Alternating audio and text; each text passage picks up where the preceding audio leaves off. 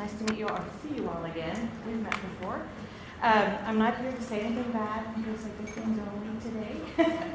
So just wanted to thank you all for the efforts last year. Dennis Kyer and Mitch McQueen were very instrumental in getting us access to the docks during the flooding, which was awesome.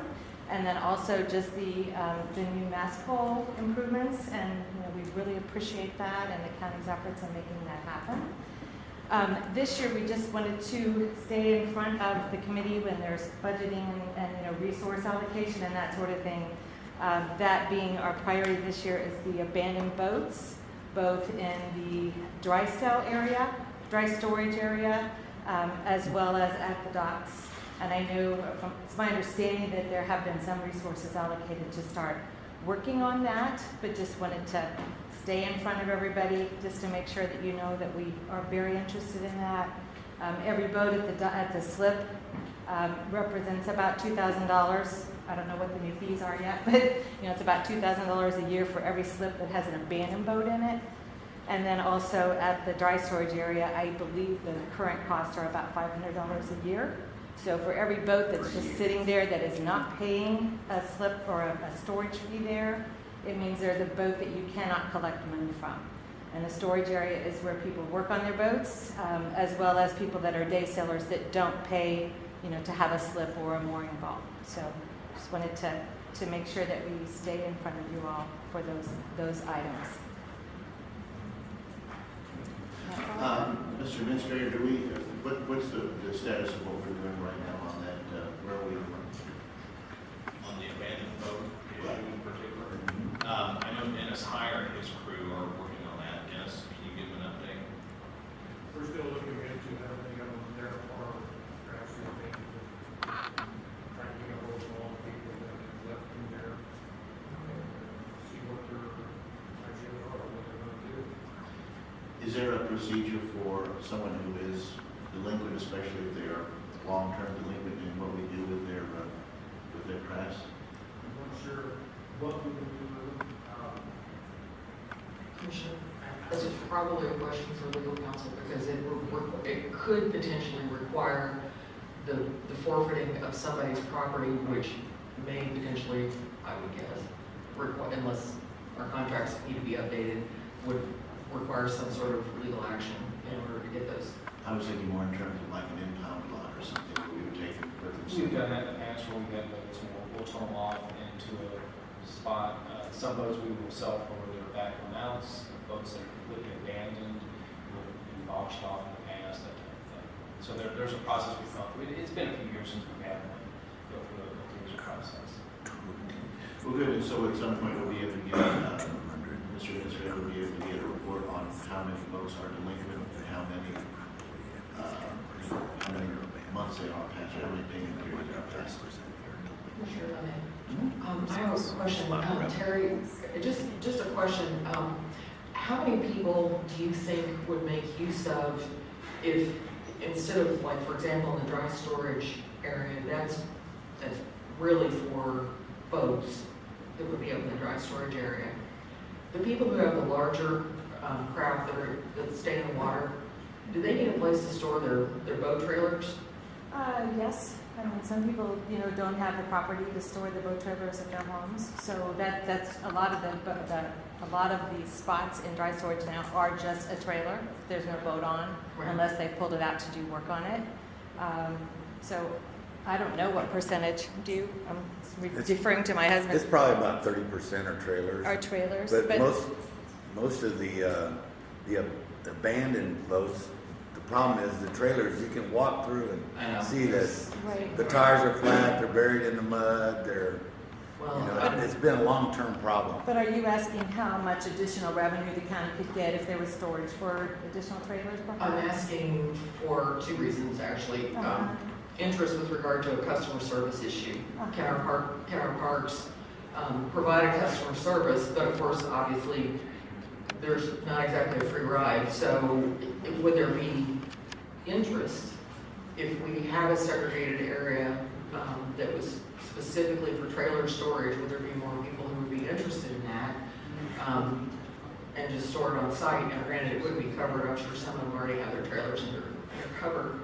but I need to know if that's of interest, and maybe we can't do it necessarily this year, but is it something that we can provide as a customer service? And yes, it's always good when our parks can be in the black or income producers.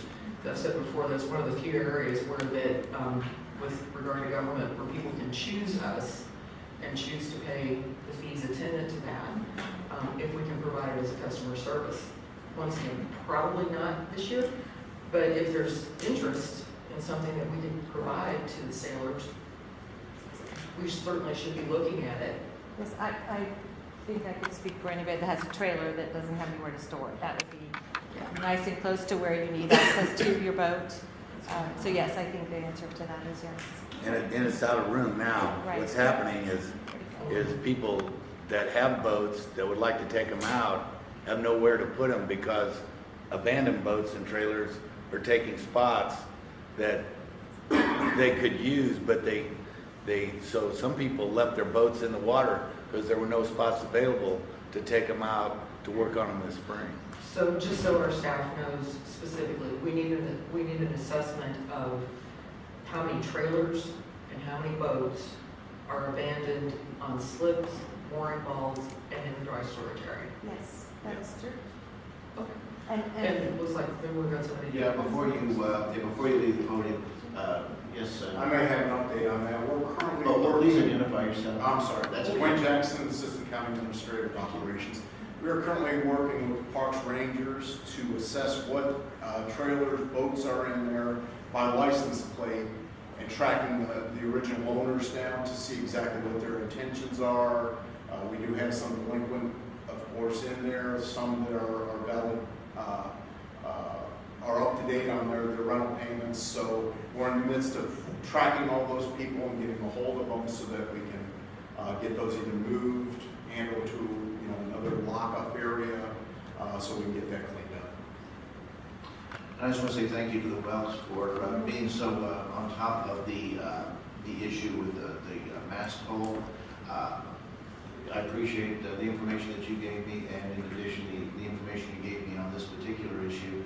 I've been up there several times, and I have noticed some boats, it's not just they are sunk up to the axles almost, but I've seen one or two where there was actual damage to the hull, and I'd be willing to bet, and I certainly would not be willing to stick my hand in there, that there are animals taking up residence inside these boats. So that's an issue. It's not just an issue as far as being up to date goes, but clearly we don't want to make it look, for lack of a better word, blighted. right, absolutely. And I mean, the ideal situation in the boat storage area would be to have assigned slips, just like you have it, or assigned spots, just like you do assigned slips. That's all I have to say. Thank you very much for your time. Yeah, Oh, please. I want to carry on with what Jerry said, is that all these boats that's been there for a while, that's sunk down there, and they're abandoned. And it definitely looked like a junkyard out there. And so I am supportive of getting these things taken care of as soon as possible, Kevin. So, if you can get with Wayne, we need to find out these owners and to get those old boats out of there that's been sitting around for years. Well, and the worst problem is we believe there's a few at the docks, and as we had an experience a couple of years ago, when those boats then eventually sink, it becomes a much more difficult problem to raise the boat. It's environmentally not a good thing, and we know for sure there's probably two that at some point they will sink, and if you can get ahead of that before that happens, I mean, we'd rather not have them in dry cell either, but that would be the better alternative. Oh, by the way, Carey, could you identify yourself? Oh, I'm Terry's husband, Terry. Carey, very well. And we're boaters. That's why we have so much interest. We love the parks, and the facilities are great. There's just a few things that we can do to make it, like the commissioner was saying, it begins to look blighted when you have other people come from other lakes, or maybe considering Smithville Lake is a place to store their boat, and they see that, they may go, wow, they're not on top of the situation here, and I do not want to bring my boat here, and then, because some of these boats even could have masts that would fall and land on another boat next to them because of the deterioration. And so it's a problem that is waiting to get worse, or something worse could happen. I'm assuming that the county collector could help us out a little bit down on the deficiency on some of those boats up there. Lydia, can you address that? Well, let's first off, have you pretty much concluded your remarks? That's all I have to say, thank you. Okay, yeah, I want to make sure that we weren't Yes, overlapping. thank you. Yeah, please, Madam Collector, please come forward. Lydia McAvoy, Clay County Collector, and I just had a couple comments. First of all, if there is going to be an auction, I would appreciate a list, because there may be, most likely there would be delinquent personal property taxes, and I'd like to see those taken care of at the same time if the county is going to be auctioning. And then the only other thoughts I had in the ways of assistance is that my office has access to skip tracing information, so if you're having difficulty identifying any of the owners, I have information, and I can only use it for law enforcement purposes or for collecting the taxes or whatever, but I would be able to lend that service to you to try to track down owners. Also, I have a statute that I've never used, that if they have delinquent personal property taxes, I would have the authority to seize the boat. I've never done that because I don't have anywhere to put a boat. But if we were to work together, and if you needed additional legal authority that was maybe not in a contract, or you had a question, or it was a gray area, if county council thought that looking at my statute would give the county the authority then to impound the boat because of the taxes, and we could just work together to get the problem resolved. I've never used that statute because we've never created an official impound program, but the statute is there and it's very strong. Well, it sounds like that there are a number of solutions for this problem that are out there. Mr. Administrator, since there seem to be a divergence of different elected officials, counseling, and people under your staff, if you could coordinate that and report back to us on progress, that would be great. Are there any other comments from the public on any non-agenda items? Are there any office holder comments?